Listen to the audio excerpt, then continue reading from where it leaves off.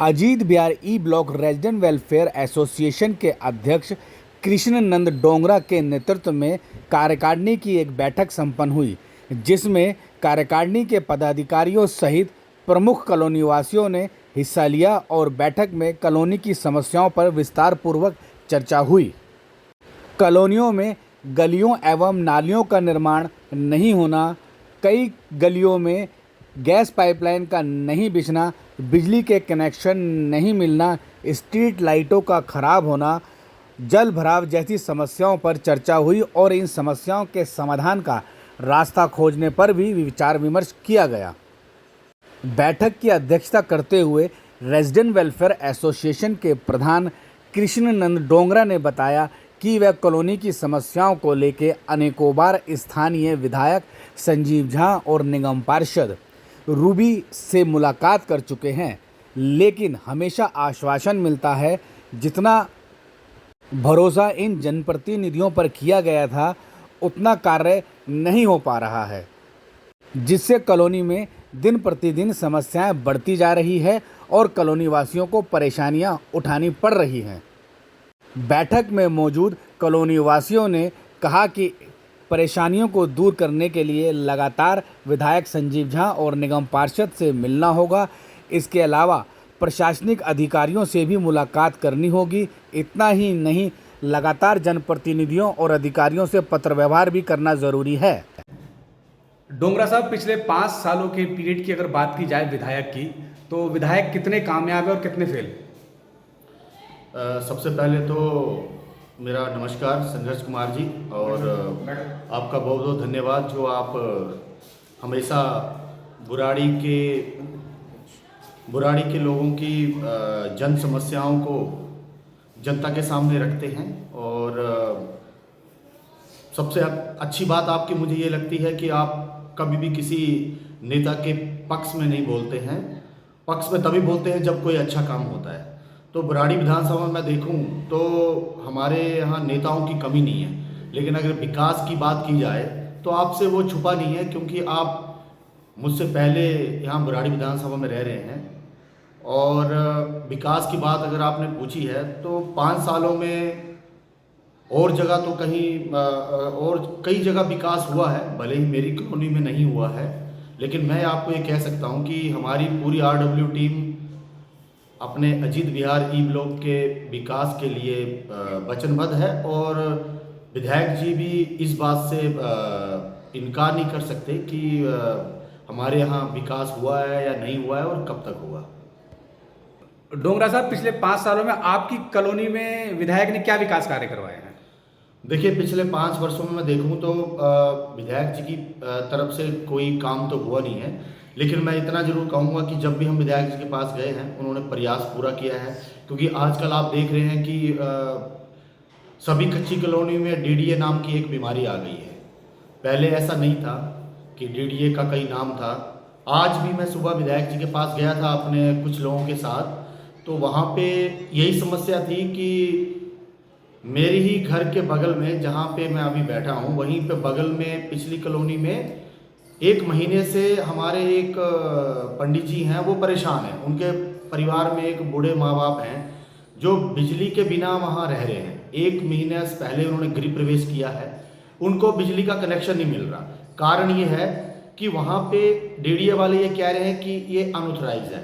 अब DDA ने क्या किया है कि जिन कॉलोनियों का नक्शा पास नहीं है या जिनका नक्शा DDA UDI में जमा नहीं है, उसको कच्ची कॉलोनी घोषित कर दिया है। जबकि हमारे यहाँ विधायक जी के सहयोग से बिजली पानी सब आ गया है, सिर्फ गलियां बनना बाकी है। तो DDA का या फिर नेताओं का क्या उसमें रोल है मैं ये नहीं जानता, लेकिन जनता तो परेशान हो रही है। विधायक जी ने हमारी कॉलोनी को गलियों को अपने फंड से बनाने के लिए भी पूरा उसमें प्रयास किया, हमें पूरा लेटर दिखाया, लेकिन बाद में जो लेटर दिखाया गया उसमें ये साफ साफ लिखा था कि आपको ये जो कॉलोनी का, कई कॉलोनियों का जिसमें नाम था, तो मुझे विधायक जी ने खुद वो पत्र दिया, तो उसमें ये लिखा था कि ये NOC की वजह से, DDA की लैंड अथॉरिटी की वजह से यहाँ पे विकास नहीं हो पा रहा है। तो आप बताइए कि DDA किसके अंडर है? तो विधायक जी तो प्रयास कर रहे हैं, लेकिन कुछ एजेंसियां ऐसी हैं जो कच्ची कॉलोनियों में काम नहीं होने देना चाह रही, विकास नहीं होने देना चाह रही। अब मेरे घर में, मेरे यहाँ पे 6 गलियां हैं जिसका मैं आरडब्ल्यू का प्रधान हूँ, और वहाँ पे लगभग 200 प्लस मकान है। 200 प्लस मकान को बिजली का कनेक्शन है। अगर उसी के बीच में अगर कोई नया मकान बना रहा है तो उसको बिजली का कनेक्शन ये बोल के नहीं दिया जा रहा है कि वहाँ पे अनऑथराइज है। अब आप बताओ कि कोई अगर नया कॉलोनी करता है तो वहाँ पे अनऑथराइज हो सकता है, लेकिन जहाँ पे ऑलरेडी लोग रह रहे हैं और उसी के बगल में जो खाली प्लॉट था वहाँ पे मकान बनाया, और वहाँ पे उसने मकान बना करके जब बिजली के लिए अप्लाई किया तो उसको ये कहा जा रहा है कि ये अनऑथराइज है। अब आप बताओ कि अनऑथराइज कैसे हो गया? हम विधायक जी के पास भी जा रहे हैं, लेकिन डीडीए है किसके अंडर? आखिरकार डीडीए किसके कहने पे चल रहा है? ये सोचने का विषय है। तो आप इसमें कहीं ना कहीं क्या केंद्र सरकार को या सांसद मनोज तिवारी जी को जिम्मेवार मानते हैं? क्योंकि ठीक इलेक्शन से पहले आपके यहाँ वो आए थे और आपसे वादा करके गए थे।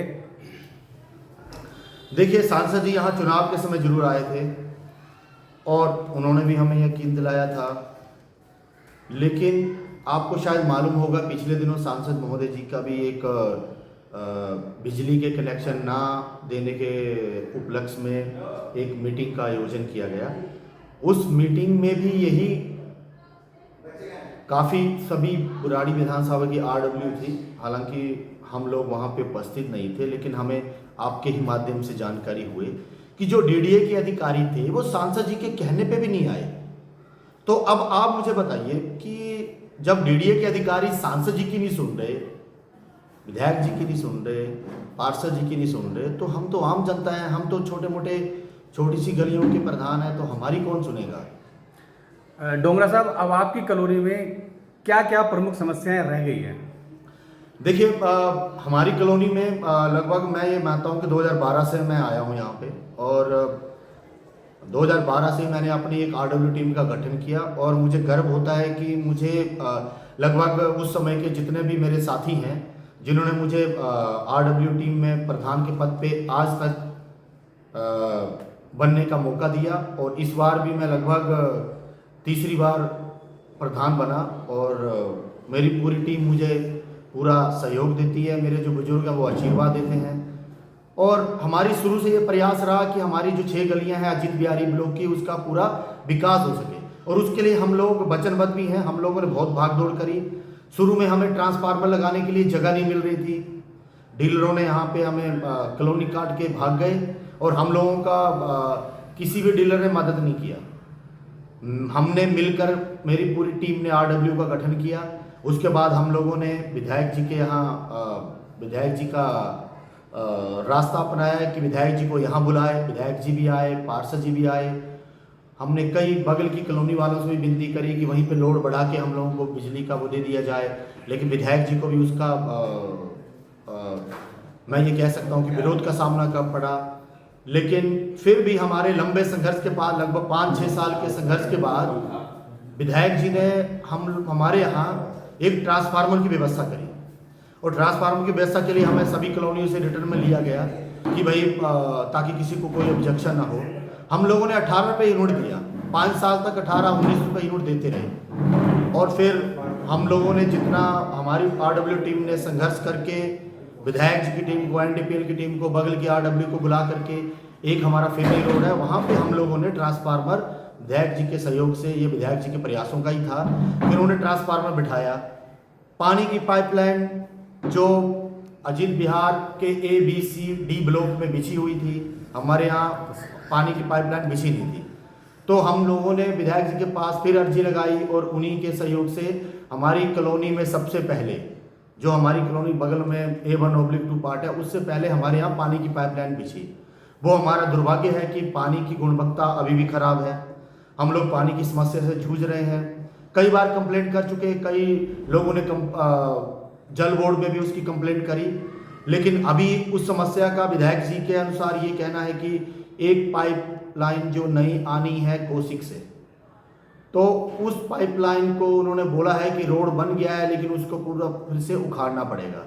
लेकिन अगर जनता को पानी, स्वच्छ पानी नहीं मिल रहा है, तो रोड को उखाड़ने से अगर पानी साफ आ सकता है, तो हम तो विधायक जी से यही उम्मीद करेंगे कि उस रोड को उखाड़ के दोबारा बेशक बन जाए, लेकिन कम से कम लोगों को साफ पानी तो मिले। तो विधायक जी ने बिजली हमें दी, विधायक जी ने हमें पानी दिया, और सीवर अभी इतना डाउन एरिया है कि वहाँ पे मलबा डलना है। अब मलबा ना डलने के कारण सीवर की समस्या है। अब सीवर डल गया तो बोलते हैं नाली नहीं बनेगी। तो विधायक जी से हम लगातार यही प्रयास कर रहे हैं कि हमारी गलियों नालियों को बना दिया जाए। तो विधायक जी ने, जैसे कि मैंने कहा कि डीडीए का जो ऑब्जेक्शन आ गया, हमारी गलियों का काम पिछले साल ही हो जाता, लेकिन एक लेटर जो मैंने आपको भी दिखाया था शायद, उसमें भी ये लिखा था कि डीडीए की एनओसी चाहिए। अब 2007 तक का जो नोटिफिकेशन आया था उसके हिसाब से हमारी कॉलोनी बाद में कटी है, बाद में लोग सारे आए हैं, बाद में कॉलोनी काटी है डीलरों ने। तो जब नोटिफिकेशन कोई आ नहीं रहा, हमारी कॉलोनी का नक्शा सब कुछ हमारे पास बना हुआ है, तो वो जमा नहीं हो रहा। तो बिजली विधायक जी ने दे दिया, पानी हमें दे दिया, तो कॉलोनी फिर भी कच्ची है। हमें बोला जाता है कि हम अनऑथराइज कॉलोनी में हैं। तो मुझे समझ नहीं आता कि चाहे कोई भी अधिकारी हो, चाहे एक संस्था हो, डीडीए हो, यूडीआई हो या सेंट्रल गवर्नमेंट हो, तो क्या हम पाकिस्तान में हैं? मैं प्रधान रहते अपने लोगों को अपना इस बात का जवाब नहीं दे पा रहा।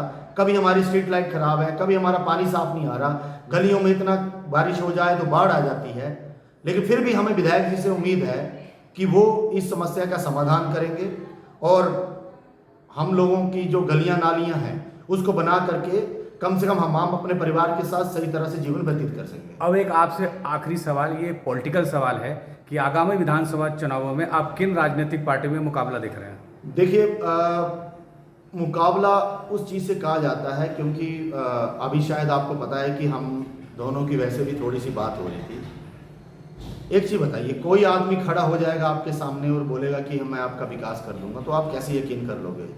हम लोग इतने पुराने रह रहे हैं, भले ठीक है हम भी समझते हैं, ज़्यादा नहीं, देखो पढ़े लिखे हम मूर्ख जरूर बन गए हैं कि अनऑथराइज जगह में हमने अपना घर बना लिया। डीलरों के बहकावे में आके हमने ये भी नहीं सोचा कि चलो यहाँ पे क्या बिजली आएगी या यहाँ पानी आएगा, यहाँ गलियाँ नालियाँ कैसे बनेंगी या क्या समस्या होती है, हमने तो ये कभी सोचा नहीं था। हमने सोचा कि घर के बगल में 10 फुट बगल में एक बिजली का खंभा है, वहाँ से जब हमें पानी मिल जाएगा, वहीं से हमें लाइट मिल जाएगी, लेकिन ऐसा हुआ नहीं। तो पॉलिटिकल पार्टियां कहीं आएंगे, लेकिन मुद्दा सिर्फ विकास का है। जो विकास करेगा हम और हमारी पूरी कॉलोनी, मेरी पूरी आरडब्ल्यू टीम उसके साथ है।